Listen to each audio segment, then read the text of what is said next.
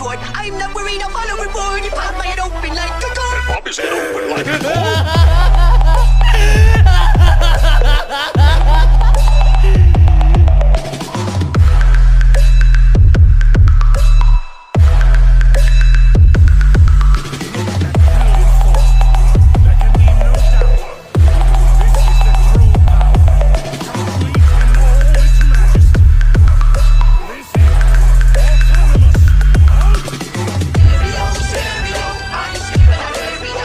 इस एपिसोड के स्टार्टिंग में हम देखते हैं गोकू वो अपने टाइमलाइन में जाना चाहता था। इस रीज़न की वजह से वो काफ़ी लंबा ट्रैवल कर रहा है, पर वो बारी बारी रास्ता भटक रहा है। नो डाउट इस पर उसने कंट्रोल कर लिया है, पर वो कंट्रोल इनफ नहीं है। इस समय पर कैकेरॉट अपनी टाइमलाइन को ढूंढना चाहता था, पर वो अपनी टाइमलाइन को ढूंढ नहीं पाया। वो एकदम से एक टाइमलाइन के अंदर घुस जाता है थोड़ी देर के शांति के लिए। जैसे ही गोकू एकदम से इस टाइमलाइन में एंटर करता है, उसे एकदम से एक एनर्जी की सेंस होती है, और ये जो एनर्जी की थी वो थी ज़ामासुकी, पर काफ़ी ज़्यादा अजीब तरीके से। इस समय पर गोकू एकदम से पहुंच जाता है प्लैनेट अर्थ पर। प्लैनेट अर्थ पर पहुंचने के बाद वो एकदम से प्लैनेट अर्थ के एटमॉस्फेयर में एंटर करता है, और हम देखते हैं ब्लैक वेजिटा को। इस पॉइंट पर जो गोहान है वो जैसे ही वेजिटा ब्लैक को देखता है, वो पहले तो शॉक होता है और सवाल पूछता है कि आखिर तुम हो कौन। और यहाँ पर जो वेजिटा है वो कहता है, मॉर्टल ऐसे बिहेव मत करो कि तुम इस बॉडी को नहीं जानते, पर फिर भी मैं तुम्हें बताता हूँ कि मेरा नाम है ब्लैक। इस पॉइंट पर जो गोहान है वो पहले तो रुकता है, समझने की कोशिश करता है कि तभी जो वेजिटा है वो एकदम से सिटी को डिस्ट्रॉय करना स्टार्ट करता है। इस चीज़ को देखकर गोहान शॉक होता है। गोहान उसे रोकने की कोशिश करता है, पर उल्टा यहाँ पर वेजिटा गोहान के ऊपर ही अटैक कर देता है, और उसे एक मॉडल, एक कीड़ा ऐसे शब्दों से यहाँ पर नवाज देता है। और जैसे हम सभी जानते हैं कि गोहान का नेचर है जैसे को तैसा। इस पॉइंट पर यहाँ पर जो गोहान है वो एकदम से चिल्लाता है, तुम कह क्या रहे हो? तुम्हें इसके बारे में अंदाज़ा भी है? आज ये जो मेरी हालत है वो सिर्फ तुम्हारी वजह से। अगर तुम ठीक से रहते तो फिर आज सिचुएशन ऐसी ना होती। तुमने हमेशा अपने आप को वॉरियर क्लेम किया है, बट तुम कभी असली वॉरियर थे ही नहीं। जब से तुम हमारे प्लैनेट पर आए हो तब से हमें प्रॉब्लम्स को फेस करना पड़ रहा है। ये सिर्फ और सिर्फ तुम्हारी वजह से। तुम अपने आप को एक वॉरियर के तौर पर क्लेम करते हो, पर तुम एक वॉरियर हो नहीं। तुम उन 2 टीन के डब्बों के हाथों मारे गए थे। तब कहाँ चला गया था तुम्हारा सेन प्राइड? कहाँ चला गया था तुम्हारा पावर? तुमने कभी भी हमारी अच्छाई को नहीं समझा। बचपन में तुमने मुझे काफ़ी बुरा ट्रॉमाटाइज किया। जब तुम मरे तब तुम्हारी मौत की वजह से मुझे ऐसा बनना पड़ा। तुम अपने आप को हमेशा से एक वॉरियर क्लेम करते थे, पर तुम असली वॉरियर हो नहीं। पर हाँ, जो चीज़ तुमने करी है मुझे वो बिल्कुल भी पसंद नहीं आई। तुम्हें मरे हुए ही रहना था। तुम्हें यहाँ पर आने की कोई भी ज़रूरत नहीं थी, प्रिंस वेजिटा। इस पॉइंट पर वेजिटा ब्लैक यहाँ पर कहता है, मॉर्टल तुम कितने ज़्यादा अजीब हो। तुम्हें वाकई में लगता है कि तुम एक डिवाइन पावर का सामना कर सकते हो? कोई चांस ही नहीं। इस समय पर वो काफ़ी ज़्यादा तेज़ी से पावर अप करने लगता है, और जब वो पावर अप करता है उसके आजू बाजू एक काफ़ी ज़्यादा इंटेंस ऑरा आ जाता है। प्लैनेट अर्थ इस पॉइंट पर शेक कर रही थी। इस पॉइंट पर गोहान कहता है, तो तुम वापस आ गए। मैं श्योर नहीं था कि तुम वापस आओगे, और कोई चांस भी नहीं है तुम्हारा वापस आने का, पर तुम आ गए हो, और तुमने आने से ही काफ़ी ज़्यादा बुरी चीज़ों को करना स्टार्ट कर दिया है। तो मुझे अब चांस मिल गया है अपने हिसाब को चुकता करने का। इस समय पर वेजिटा ब्लैक पूरी तरीके से शॉक हो जाता है, और यहाँ पर वो एकदम से गोहान के ऊपर अटैक कर देता है, पर गोहान उसके अटैक्स को डॉच करने में कामयाब हो रहा था, और गोहान का एक हिट यहाँ पर लग जाता है वेजिटा ब्लैक को। इन दोनों की ही बैटल स्टार्ट थी, और इन दोनों की इस बैटल के अंदर जो गोहान है वो स्लाइटली डोमिनेट कर रहा था। उसकी स्ट्रेंथ ही वेजिटा के काफ़ी ज़्यादा ऊपर है। इस पॉइंट पर गोहान जैसे इसी इवेंट का वेट कर रहा था, क्योंकि उसके चेहरे पर एक इविल स्माइल आ जाती है, और जो वेजिटा ब्लैक है वो उसे कहता है, नहीं तुम मेरा कुछ भी नहीं कर सकते, तुम बस एक कीड़े हो, तुम बस एक मॉर्टल हो। इस समय पर जो गोहान है उसे इन सारी चीज़ों से फ़र्क नहीं पड़ता, बट जो गोकू ब्लैक है वो इस पॉइंट पर सोच लेता है कि अगर मैं इस मॉर्टल की जान नहीं ले सकता तो फिर मैं इस प्लैनेट को ही डिस्ट्रॉय करूँगा। और फिर फ्रीज़ा जो टेक्निक यूज़ करता है, इस पॉइंट पर वेजिटा भी उस टेक्निक को यूज़ करने लगता है। गोकू अपनी नज़र के सामने प्लैनेट अर्थ की डिस्ट्रक्शन देखता है। तभी गोहान की आँख खुलती है और वो अपने आसपास पूरी तरीके से वॉइड को देख पाता है और एकदम से वो देखता है गोकू को। सिचुएशन ऐसी है कि यहाँ पर जो गोकू है और गोहान है वो जब एक दूसरे को देखते हैं तब गोहान की आंखें एकदम से नम होती है। वो एकदम से गले लगने के लिए आगे बढ़ता है कि तभी गोकू उसे कहता है, रुक जाओ गोहान, आखिर ये तुम्हारे साथ क्या हो रहा है?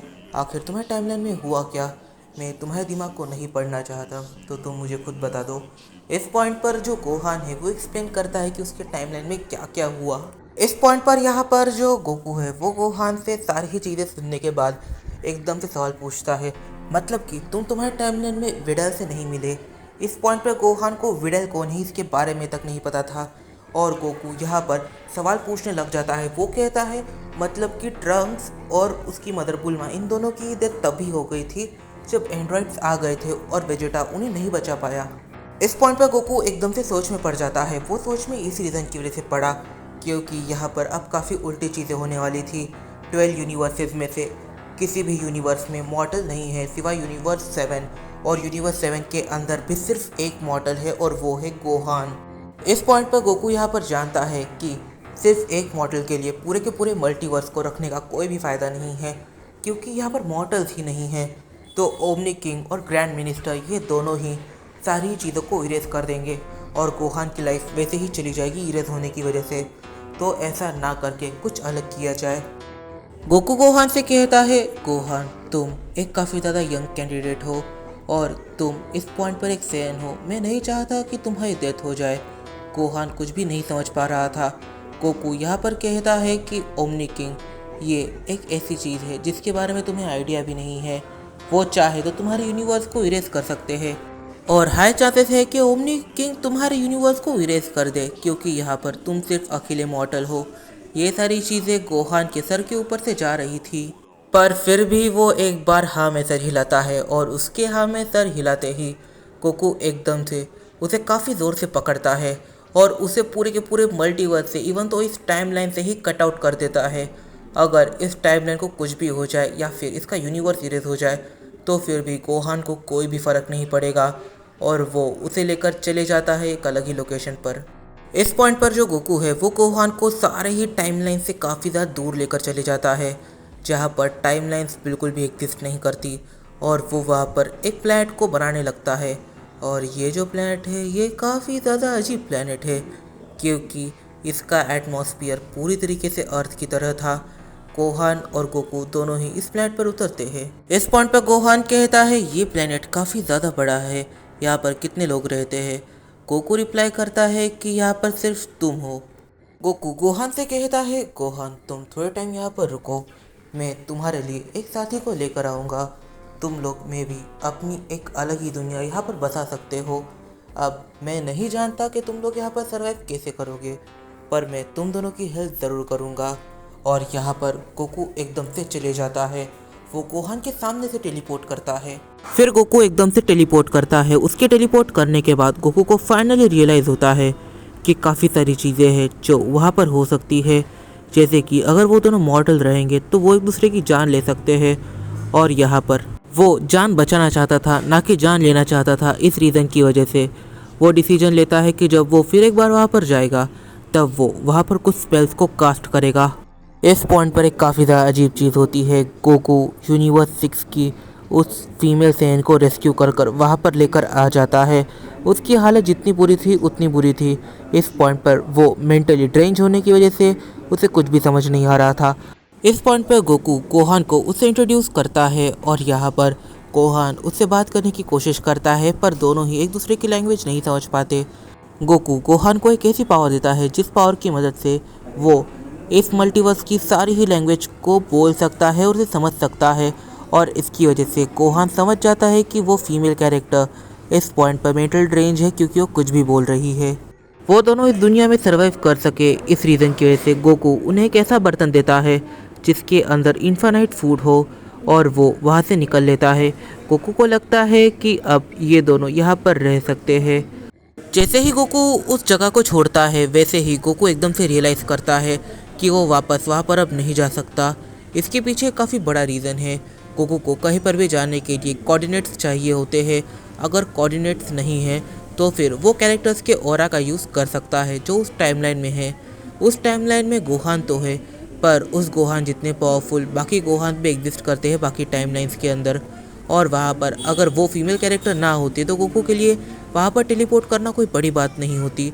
पर उस फीमेल कैरेक्टर की वजह से यहाँ पर काफ़ी बड़ी प्रॉब्लम हो चुकी है। गोकू वहाँ पर वापस नहीं जा सकता क्योंकि उसे उस फीमेल कैरेक्टर के ऑरा की वजह से कुछ पता ही नहीं है। इस पॉइंट पर इस वीडियो में काफ़ी सारे सवाल निकल के आते हैं। सबसे पहला सवाल, आखिर अब क्या होने वाला है आगे? क्या यहाँ पर गोकू गोहान को खो चुका है? और आखिर क्या इस फीमेल कैरेक्टर का कोई ना कोई रोल है? और साथ ही में अब गोकू क्या करेगा? क्या वो अपनी टाइमलाइन को ढूंढ पाएगा? इस पॉइंट पर इस वीडियो में काफ़ी सारे सवाल निकल के आते हैं। तो इन सारे सवालों को जो हम जानेंगे अपने आने वाले कुछ वीडियोज़ में। तब तक के लिए बाय बाय। वीडियो पसंद आए तो लाइक ज़रूर कर देना, कमेंट करना मत भूलना क्योंकि तुम्हारे कमेंट से मुझे मोटिवेशन मिलती है। तो मिलते हैं अपनी अगली वीडियो में, तब तक के लिए बाय बाय।